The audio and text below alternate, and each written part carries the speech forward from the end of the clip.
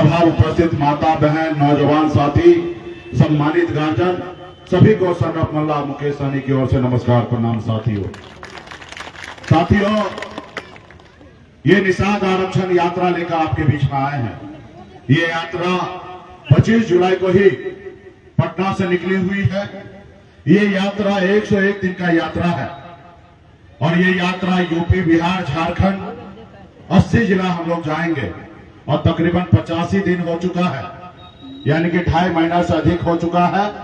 और एक एक जिला में एक एक राज्य में हम लोग जा रहे हैं, अपने समाज के हक अधिकार की बात कर रहे हैं। साथियों हमारी लड़ाई है कि निषाद समाज को आरक्षण मिले।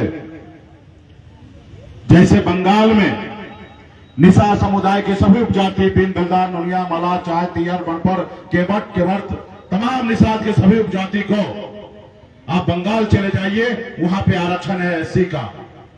आप दिल्ली चले जाइए, वहां पे निषाद समाज के सभी उपजाति को आरक्षण मिल रहा है एससी का, लेकिन बिहार में नहीं मिल रहा है।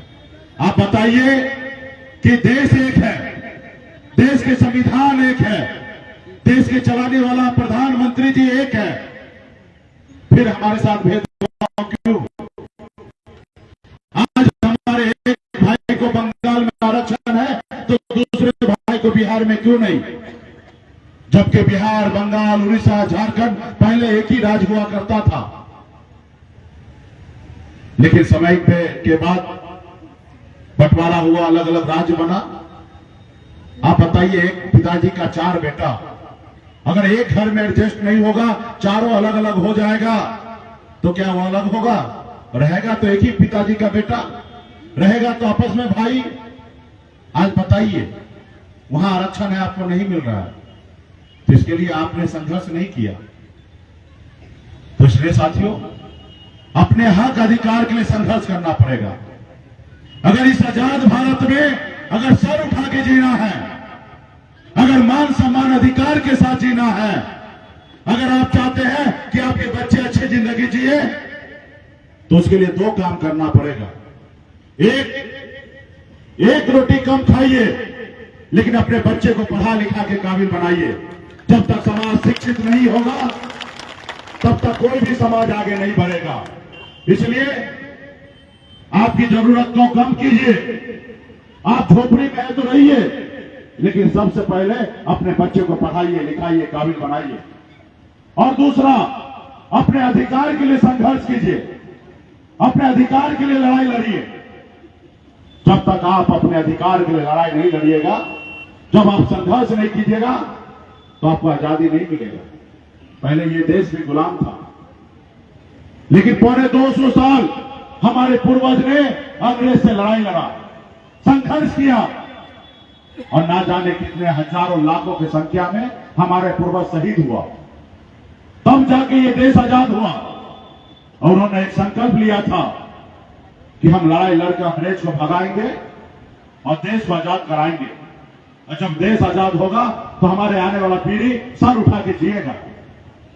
लेकिन सही मायने में तो देश आजाद हुआ, लेकिन खास करके गरीब, पिछड़ा, दलित ऐसे वर्ग को आज भी गरीबी से आजादी नहीं मिला। तो इसके लिए आपको संघर्ष करना पड़ेगा, लड़ाई लड़ना पड़ेगा, तब जाके बदलाव आएगा। आप देखते होंगे जब बच्चे को भूख लगता है, तो जब बच्चा रोता है तब उसको मां को लगता है कि बच्चा को भूख लगा, उसको दूध देने की आवश्यकता है। जब तक नहीं रोता है तब तक मां भी बेफिक्र होके अपना काम करती रहती है, बच्चे पे ध्यान नहीं देता। उसी तरीके से अगर आपका हक अधिकार है तो आपको लड़ाई लड़ना पड़ेगा, और जब तक लड़ाई नहीं लड़िएगा तब तक आपके बच्चे को आजादी नहीं मिलेगा। आज जो हम आरक्षण की लड़ाई लड़ रहे हैं, आजादी के 77 साल बीत के आज हम लड़ाई लड़ रहे हैं। ये लड़ाई हमें 50-60 साल पहले लड़ाई लड़ना था, लेकिन हम लोग लड़ाई नहीं लड़े, जिसके कारण हमें आरक्षण नहीं मिला। इसका गुनहगार कौन है? इसका दोषी कौन है? इसका दोषी वो जो दिल्ली में बैठे सरकार, वो दोषी है, और दूसरा दोषी आप है, हम हैं कि हम अपने हक अधिकार के लिए लड़ाई नहीं लड़ पाए, जिसका आपको कितना नुकसान हुआ मैं आपको बताता हूं। आज यूपी जाइए, बिहार जाइए, झारखंड जाइए, 137 जिला है, लेकिन एक भी जिला में निषाद का बेटा कलेक्टर नहीं है। आप बताइए ना, 3 राज्य में इतना बड़ा पॉपुलेशन हमारा है और एक भी निषाद का बेटा डीएम नहीं है, कलेक्टर नहीं है। आज अगर हमें आरक्षण मिल गया होता तो आज इसी समुदाय में निषाद का बेटा कलेक्टर होता, एसपी होता, एसडीओ होता, बीडीओ होता, सीओ होता, डॉक्टर होता, इंजीनियर होता। नहीं हुआ। आज आपके बच्चे मछली मारने पर मजबूर है, दूसरे के खेत में काम करने के लिए मजबूर है, अपने घर परिवार को छोड़कर दूसरे प्रदेश में जाके मजदूरी करने के लिए मजबूर है। क्या उसका अधिकार नहीं है सर उठा के जीने का? उसका भी अधिकार है सर उठा के जीने का, लेकिन उसके लिए कौन लड़ेगा? इसके लिए तो आप ही को लड़ना पड़ेगा। अपने बच्चे का बेहतर भविष्य के लिए आप ही को लड़ना पड़ेगा, संघर्ष करना पड़ेगा, लेकिन आप नहीं कर रहे हैं।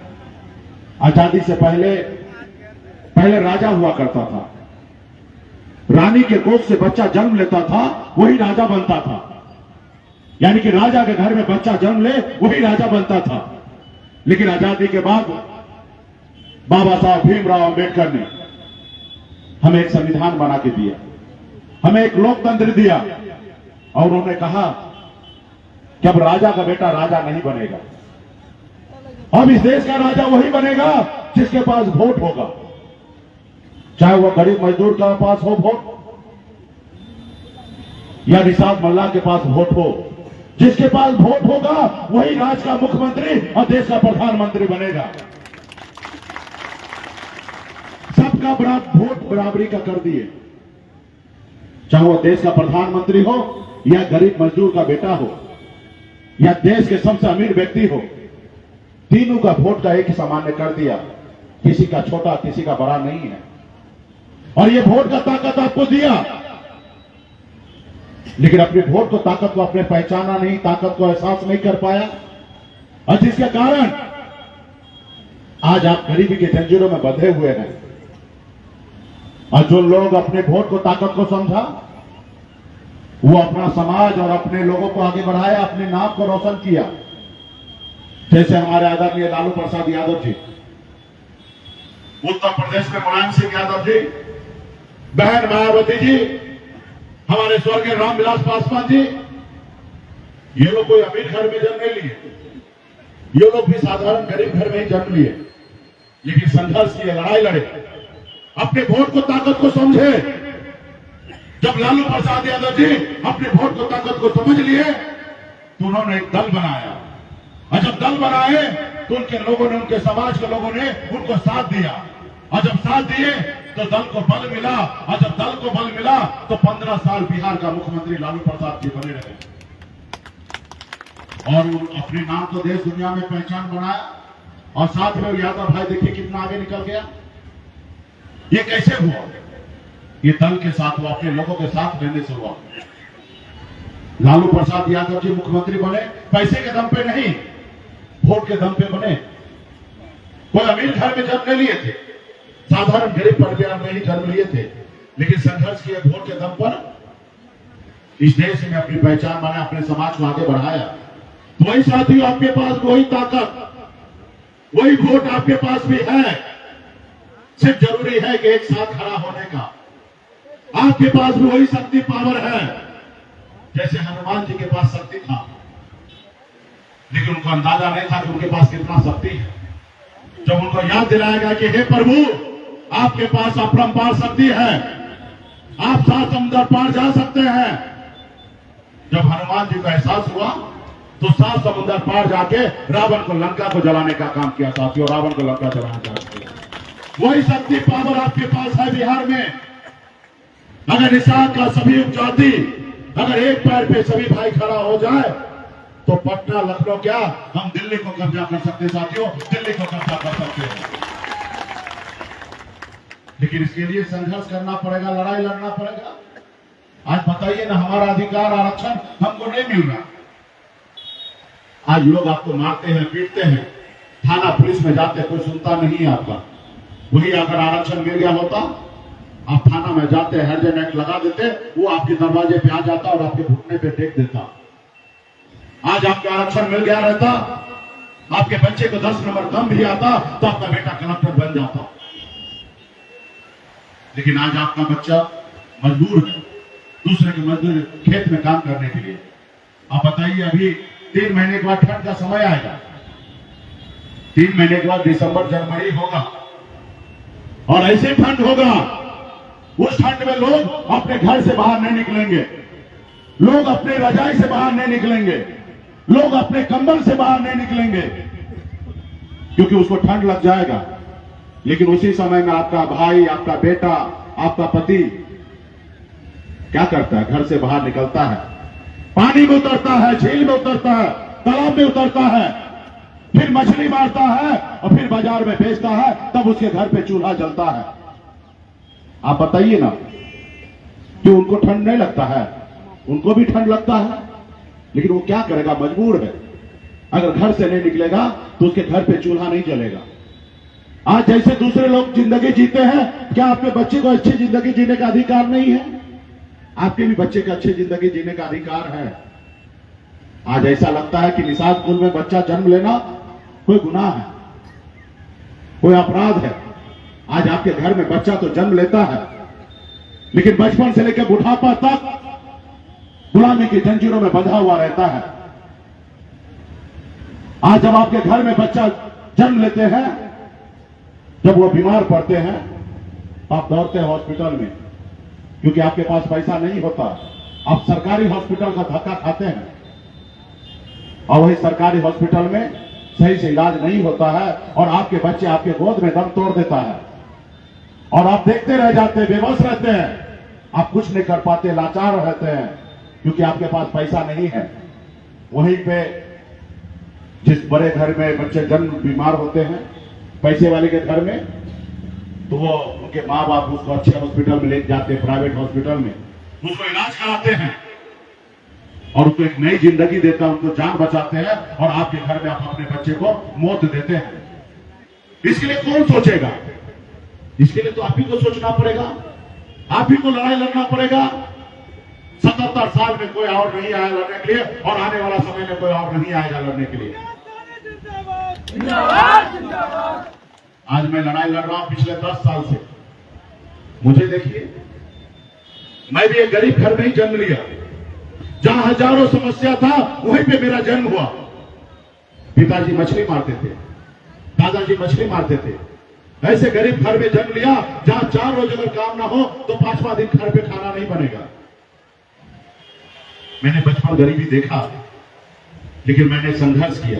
18 साल की उम्र में, जिस उम्र में बच्चे को अपने माँ बाप के साथ रहना होता है, अपने परिवार के साथ रहना होता है, उस उम्र में गांव को, घर को छोड़कर मुंबई जैसे शहर चला गया। वहां मेहनत किया, मजदूरी किया, 900 रुपया महीने पे नौकरी करता था, 300 रुपया रोज पर मजदूरी करता था। लेकिन मैंने लड़ाई लड़ा, संघर्ष किया और संघर्ष की बदौलत मैंने अपने नसीब को बदला। संघर्ष की बदौलत बम्बई जैसे शहर में हम कामयाबी का झंडा गाड़ दिए। एक बेहतर जिंदगी जी रहा था, ऐशो आराम की जिंदगी जी रहा था, महलों में रह रहा था, बड़े गाड़ी में घूमता था। फिर मैंने देखा कि मैं तो बहुत आगे निकल गया हूं, लेकिन हमारा समाज बहुत पीछे रह गया है। लोग चांद पे घर बनाने के लिए सोचने लगा है, लेकिन आज भी हमारे लोगों के लिए इस धरती पर रहने के लिए घर नहीं है, उनके घर पे जाने के लिए रास्ता नहीं है। फिर बम्बई गया, तो हम जिंदगी को छोड़कर, एक समय था मजबूर था, माँ बाप को छोड़कर बम्बई गया। और जब हमारे पास सब कुछ था तो बम्बई को छोड़कर, परिवार को छोड़कर, बच्चे को छोड़कर, आज पिछले 10 सालों से आपके हक अधिकार के लिए मैं लड़ाई लड़ रहा हूं साथियों, लड़ाई लड़ रहा हूं, संघर्ष कर रहा हूं। ये निश्चित तौर पे 10 सालों में हम आरक्षण नहीं ले पाए, लेकिन कम उपलब्धि हमने हासिल नहीं किया। कल तक निषाद को, लोगों को लगता था निषाद मल्लाह का मतलब सिर्फ मछली मारना होता है, लेकिन बिहार में हमने अपनी पहचान बनाया है। हम बिहार में लोगों को बता दिया कि बिहार में मल्लाह का मतलब सिर्फ मछली मारना नहीं होता है, बिहार में मल्लाह का मतलब शासन करना भी होता है। आपने देखा 2020 का चुनाव में हमने 4 विधायक बनाया। आजाद भारत में, हिंदुस्तान में पहली बार बिहार में एक निषाद का बेटा ने 4 विधायक बना लिया।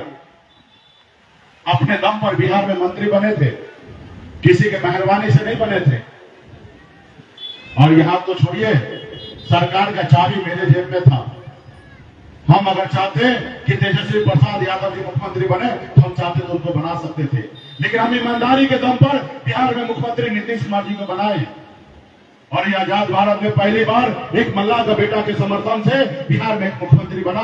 ये हमारी पहचान है साथियों। जब तक निषाद का बेटा एक टिकट मांगने के लिए दूसरे पॉलिटिकल पार्टी के दरवाजे पे जाकर अपना चप्पल खींच के परेशान हो जाता था, एक टिकट नसीब नहीं होता था। लेकिन आज ये बिहार में ये निषाद का बेटा टिकट नहीं मांगता, टिकट बांटता है। ये हमारी पहचान बना है। ये कैसे हुआ उपलब्धि? ये उपलब्धि जब आपने हमें अपना भाई माना, जब आपने हमें अपना बेटा माना, जब आपने हमें अपना नेता माना और आपने कहा कि सन अब्बल आप आगे बढ़ो, हम आपके साथ हैं, तब जाके ऐसा हुआ। अगर आप हमें साथ नहीं देते तो आपको लगता है इतना बड़ा बड़ा पॉलिटिकल पार्टी आपके निषाद मल्लाह के बेटा के सामने झुकता? आपने देखा 2015 में जब आप लोगों ने साथ दिया, कटिहार में मजबूती से हम लोग लड़ाई लड़ते थे। पहली बार विजय गौरी जी को हमने टिकट दिलाया था नीतीश जी से, उस बार चुनाव हार गए थे। आज भी आपका निषाद का बेटा विधायक है तो मुकेश सहनी का देन है। ये कैसे हुआ? जब आपने हमारे हाथ को मजबूत किया तब जाके ऐसा हुआ। आप हमारे हाथ को जितना मजबूत कीजिएगा, जितना आप अपने पार्टी को मजबूत कीजिएगा, उतना बड़े बड़े पॉलिटिकल पार्टी या बड़े बड़े नेता को हम मजबूर कर देंगे आपके बात को मानने के लिए, आपके सामने में झुकने के लिए। आज हमारी लड़ाई है, आरक्षण नहीं तो गठबंधन नहीं, गठबंधन नहीं तो वोट नहीं, और वोट नहीं तो दिल्ली का सरकार नहीं। जो हमारी सुनेगा हम उनकी सुनेंगे, जो हमारी नहीं सुनेगा हम उनकी नहीं सुनेंगे। जो हमारे बच्चे का फिक्र करेगा हम उनका फिक्र करेंगे, जो हमारे बच्चे का फिक्र नहीं करेगा हम भी उनका फिक्र नहीं करेंगे। इसके लिए एकजुट होना पड़ेगा। अभी 1 हफ्ता 10 दिन पहले बिहार में जाति का गणना हुआ और इस राज्य में बता दिया कि अगर ओबीसी में सबसे बड़ा संख्या अगर कोई है तो यादव भाई है, और दूसरे नंबर पे कोई जात है तो पता चल गया कि निषाद का बेटा है। साथियों, निषाद का बेटा है। और आप सबको पता है कि वोट के दम पर वार्ड सदस्य हो या देश का प्रधानमंत्री वोट से ही बनता है। अब वोट जब आपके पास है तो आपका भाई आपका बेटा क्यों नहीं? और जब आपका भाई आपका बेटा बनेगा तो निश्चित तौर पे आपकी हक की बात होगा, आपका अधिकार की बात होगा, आपके लिए लड़ाई होगा। इसलिए साथियों, आने वाला समय में अपने दल के साथ रहिए, अपने बल के साथ रहिए। जब तक आप सत्ता में मजबूत नहीं होंगे तब तक आपको कोई देखने वाला नहीं है। आज मैं बरसों से अपने हक अधिकार के लिए लड़ाई लड़ रहा हूं। लाठी डंडा हमने 2015 में खाया, बिहार से पास करा के दिल्ली तक भेज दिया है, लेकिन दिल्ली सरकार आरक्षण लागू नहीं कर रहा है। लेकिन अभी आपने हाल फिलहाल में आपने देखा 10% आरक्षण ईडब्ल्यूएस के नाम पे ऊंची जाति के लोगों को दिया गया। ब्राह्मण, भूमियार, लाला, राजपूत, ऐसे ऊंची जाति के लोगों को। क्यों? क्योंकि वो आर्थिक तौर पे गरीब है, इसलिए 10% आरक्षण दे दिया। देगा ही ना। भारतीय जनता पार्टी का सरकार बना है, उसके पर्दे के पीछे आरएसएस है, उनका अपना सरकार बना दिया गया। अगर आपका सरकार बनता तो आपके लिए भी काम होता। आप बताइए ना, बेगर कोई आयोग बने, बेगर कोई जांच किए हुए, बेगर कोई समझौता किए हुए 10% आरक्षण दिया गया। अभी आपने देखा 10% उनकी आबादी है, अटैक 10% आरक्षण दिया गया। हम उसके आरक्षण का विरोध नहीं करते, हम भी समर्थन करते हैं कि अगर ऊंचे जाति में अगर कोई व्यक्ति गरीब है तो उनको भी सरकार से लाभ मिलना चाहिए, लेकिन तरीका एक होना चाहिए। आज बताइए 63% हम हैं, हमको 27% आरक्षण मिल रहा है और वो 10% है, उनको 10% आरक्षण मिल रहा है। आप बताइए कहां का न्याय है? एक तरफ 4 आदमी हैं, उसको 8 रोटी खाने के लिए दे रहे हैं, और एक तरफ 4 लोग बैठे हैं, उसको 2 रोटी दे रहे हैं खाने के लिए। कैसे उसका पेट भरेगा जो बरसों से भूखा है? और कैटेगरी क्या है? 8 लाख कम कमाने वाला आदमी को गरीब मानता है भारत सरकार। और एक तरफ 5 लाख रुपया कमाइएगा तो इनकम टैक्स भरना पड़ेगा, और एक तरफ बोलते हैं कि अपर कास्ट अगर 8 लाख कमाता है तो गरीब है, उसको आरक्षण मिले। अगर 8 लाख कमाने वाला अगर गरीब है तो मनरेगा में काम करने वाला हमारा भाई वो क्या है? वो भी अगर गरीब है तो उसको 300 रुपया क्यों? फिर उसको 2300 रुपया कीजिए, तब जाके पता चलेगा 8 लाख रुपया सालाना कमाएगा। लेकिन 2300 का जगह 300 दीजिएगा और कहिएगा कि आपका घर परिवार चल जाएगा, और एक तरफ 2300 रुपया कमाने वाले को कहिएगा कि ये गरीब है। ये तो दो चश्मा से देखा जा रहा है। तो इसलिए साथियों, इस देश का प्रधानमंत्री आपके वोट से बनता है। अपने वोट को अपने पावर बनाइए, अपनी शक्ति बनाइए, अपने हक अधिकार के लिए इस्तेमाल कीजिए, संघर्ष कीजिए, लड़ाई लड़िए। अभी आएंगे 2024 का चुनाव है, मोदी जी को भी प्रधानमंत्री बनना है, राहुल गांधी जी को भी प्रधानमंत्री है बनना है, और हमें और नहीं आपको प्रधानमंत्री बनना है। हमें तो हमारा हक अधिकार चाहिए, हमें आरक्षण चाहिए, ताकि यूपी बिहार झारखंड में 5 करोड़ निषाद के चेहरे पे मुस्कान आ सके, उसके चेहरे पे खुशी आ सके। हमें इसी के लिए लड़ाई लड़ना है। अभी आएंगे वोट के टाइम में, कहेंगे हम मंदिर बना दिए, कहेंगे हम मस्जिद बना दिए। इस नाम पे आपसे वोट लेगा? आप बताइए ना। देश का प्रधानमंत्री का काम यह है मंदिर मस्जिद बनाना? अरे मंदिर मस्जिद बनाना समाज का लोगों का काम है। अगर आप प्रधानमंत्री ये सरकार है तो आपका काम है कि निषाद को आरक्षण देना। जब निषाद के बच्चे बीमार पड़े उसके लिए हॉस्पिटल बनाना। निषाद के बच्चे के पढ़ने के लिए स्कूल नहीं है, पैसा नहीं है, तो उसके लिए स्कूल बनाना। यह है सरकार का काम। लेकिन सरकार ये नहीं करेगा, आपको जाति धर्म में बांटने का काम करेगा। साथियों, ये निर्णय आपको लेना है कि आपको जाति धर्म में बांटना है कि अपने हक अधिकार के लिए इनकलाब करना है, लड़ाई लड़ना है। ये आपको सोचना। बहुत देर हो चुका है साथियों। अगर इस समय अगर आप अपने आप को मजबूत नहीं होंगे, अपने हक अधिकार के लिए संघर्ष नहीं करेंगे तो बहुत लेट हो जाएगा। आज मैं आपके हक अधिकार के लिए लड़ाई लड़ता हूं। क्यों? मैं निषाद का बेटा हूं, इसलिए निषाद कुल में जन्म लिया, इसलिए लड़ाई लड़ रहा हूं। अगर मैं ब्राह्मण कुल में जन्म लेता, भूमियार के घर में जन्म लेता, ब्राह्मण के घर में जन्म लेता, तो क्या आपके लिए लड़ाई लड़ता? नहीं लड़ाई लड़ता। आज अगर मैं लड़ाई लड़ रहा हूं इसलिए क्योंकि मैं निषाद कुल में जन्म लिया, इसलिए लड़ाई लड़ता हूं। साथियों, लोग कहते हैं किसानी जी आप राज्य के इतना बड़ा नेता हैं, आप एक जात की बात करते हैं। हम कहते हैं नहीं, हम एक जात की बात नहीं करते हैं। ये निषाद समाज मेरे लिए कोई जात नहीं है, ये मेरा परिवार है। मैं अपने परिवार की बात करता हूं। अब परिवार की बात करना कोई गुनाह नहीं है। अगर गुनाह है तो ऐसे हजारों बार गुनाह करने के लिए तैयार हूं। इसलिए साथियों, लड़ाई लड़ना पड़ेगा, क्योंकि कुछ लोग नहीं चाहता है कि निषाद का बेटा सर उठा के जिए। वो चाहता है कि आज तक आजादी से लेकर आज तक आप गुलाम हैं और आने वाला 100 साल तक आप गुलाम रहे। वो नहीं चाहता कि आपका बेटा अपने पैर पे खड़ा हो।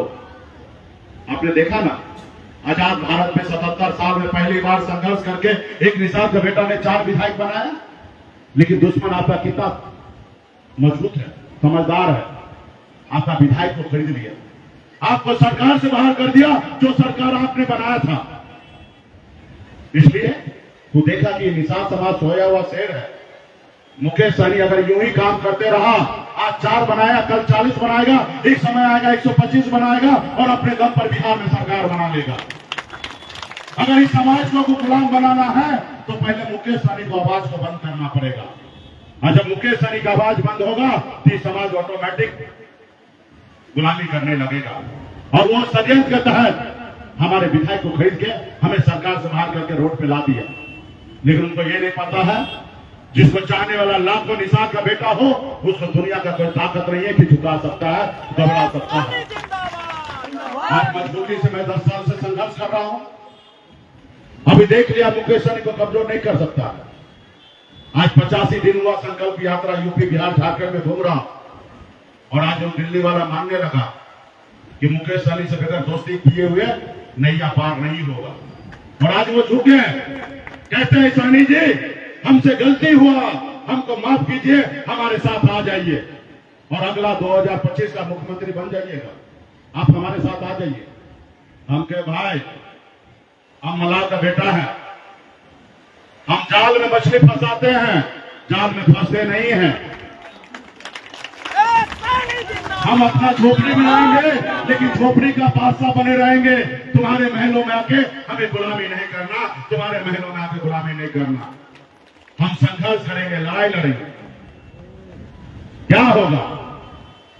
लड़ने वाला को दो ही परिणाम आता है, हार या जीत। घर में सोने वाले का एक ही परिणाम आता है, हार। और जब हम मैदान में रहेंगे तो कभी हारेंगे, कभी उठेंगे, फिर गिरेंगे, फिर उठेंगे और एक न एक दिन हम जीत करेंगे और जीतेंगे। और तब हमारा आने वाला समय, हमारा जो पीढ़ी है वो चाहेगा सर उठा के जिएगा साथियों। इसके लिए संघर्ष करना है, जैसे हमारे पूर्वज ने किया। 2.5 साल संघर्ष किया, 250 साल, 9-10 पीढ़ी संघर्ष किया, उसके बाद आजादी मिला। अगर उसी तरीके से हम लोग अगर 10-20 साल तक अगर संघर्ष करते रहे तो निश्चित तौर पे हमें भी आजादी मिलेगा, हमें भी आरक्षण मिलेगा और हमारा भाई भी कलेक्टर बनेगा, हमारे बच्चे भी डॉक्टर इंजीनियर बनेगा। इसलिए साथियों उसके हक अधिकार के लिए आप ही को लड़ना पड़ेगा, कोई और नहीं आएगा। तो क्या आप लोग लड़ाई लड़ने के लिए तैयार हैं? चलिए बहुत बहुत धन्यवाद। माता की दर से कहीं जोश कम है, क्या आपको नहीं लड़ना है अपने बच्चे के लिए? चलिए बहुत बहुत धन्यवाद। अगर लड़ाई लड़ना है तो संकल्प लेना पड़ेगा, क्योंकि हमारा ये यात्रा जो है संकल्प यात्रा है। जो दिल्ली में जो बैठे हैं वो गलतफहमी का शिकार हुआ है। उनको लगता है कि मुकेश सहनी कितना भी लड़ ले, चिल्ला ले, हमारी बात मानेगा तो ठीक है, हमारा गुलाम बनेगा तो ठीक है। नहीं तो इसके गांव में जाएंगे, निषाद टोला में जाएंगे, एक लोगों को 200 रुपया देंगे और वोट खरीद लेंगे। लेकिन आपको संकल्प लेना पड़ेगा कि हम अपना वोट को नहीं बेचेंगे, अपने बच्चे के भविष्य के लिए लड़ाई लड़ेंगे।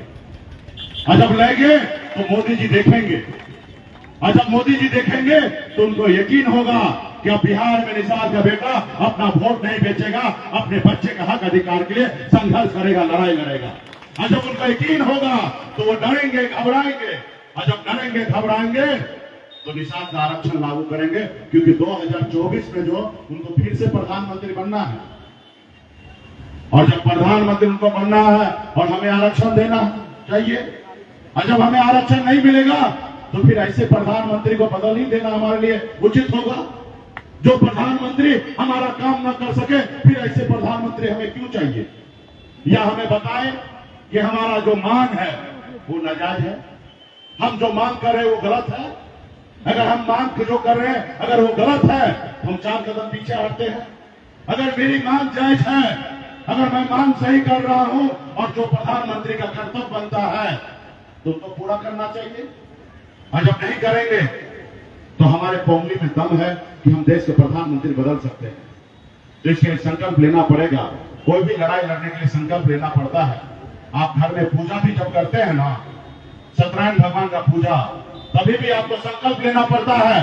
पंडित जी हाथ में गंगा जल अक्षत फूल देते हैं, कहते हैं कि शुद्ध मन से पूजा कर रहे हो कि नहीं कर रहे, संकल्प करो। उसी तरीके से आपको संकल्प कीजिएगा कि हम अपने बच्चे के भविष्य के लिए हम संघर्ष करेंगे, लड़ाई लड़ेंगे, अपना वोट नहीं बेचेंगे। तो क्या आप लोग संकल्प लेने के लिए तैयार हैं? चलिए बहुत बहुत धन्यवाद। तो इस बार हमने भी एक ऐसी दवा बनाई है,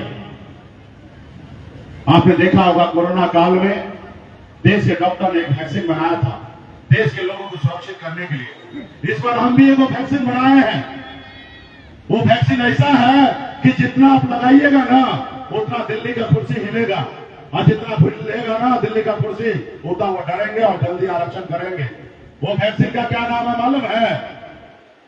उस वैक्सीन का नाम है गंगा जल।